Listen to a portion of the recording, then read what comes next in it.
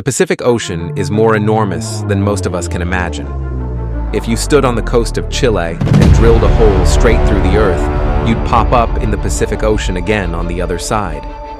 Out of the planet's 5 oceans, the Pacific is the king, spanning an unbelievable 165 million square kilometers. That's actually bigger than all the world's land, every mountain, desert, forest, and island put together.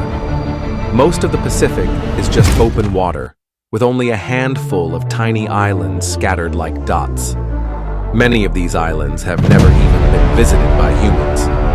If someone disappears out here, the chance of being found is almost zero. But what if I told you there was a man who survived not just a few days, but 438 days, over 14 months, lost alone in these endless waters? This is not a work of fiction. This is the true story of José Salvador Alvarenga, a fisherman who accidentally set a world record no one would ever want to break. It all began in November 2012.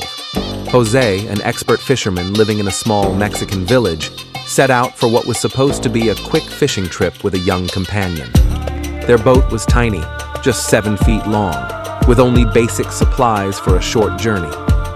But then, a terrifying storm changed everything. As the violent storm battered their small boat, José and his companion fought desperately to return to shore. After hours battling the waves, they were just 20 kilometers from land and could even see their village when disaster struck. The engine broke down. They had no oars, no sail, and their radio's battery quickly died. Their last message to their boss was their location, but after that, all contact was lost. Strong winds pushed their helpless boat farther and farther out to sea. Their boss sent a search party, but by the time anyone looked, they had already drifted hundreds of kilometers away. With no way to signal for help and their food and water gone, the 2 fishermen faced a desperate struggle to survive. They caught birds that landed on the boat and ate them raw. They scooped up fish with their bare hands. With no fresh water, they collected rain in empty bottles, and when the rain stopped, they drank the blood of turtles they managed to catch, just to stay alive. The days turned into weeks and then months. Cordoba, the younger companion, couldn't handle the torture and heartbreak. After 4 months, he gave up and took his own life, leaving José completely alone in the vast, silent ocean. Alone for months, José battled not just hunger and thirst, but hallucinations and the crushing weight of loneliness. He tried to keep track of time by counting the full moons. 6 months later, he spotted a cargo ship and waved desperately for help, but the ship's crew never saw him. His hope was crushed yet again, but he refused to give up.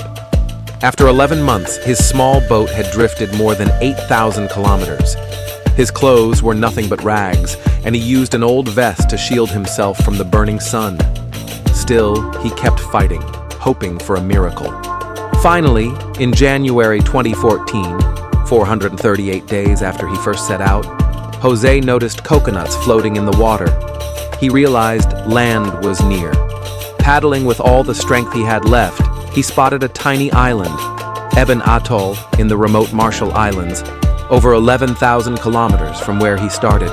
He swam to shore, where he was finally found by locals, the first person he'd seen in over a year.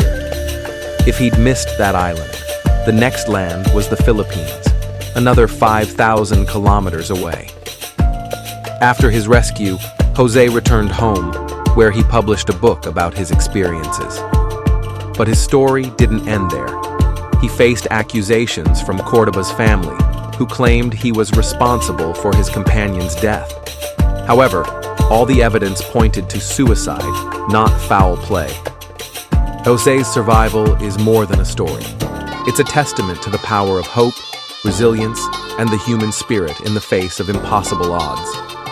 For more astonishing real-life stories, subscribe to Arkaj Novel Creations for more documentaries like this.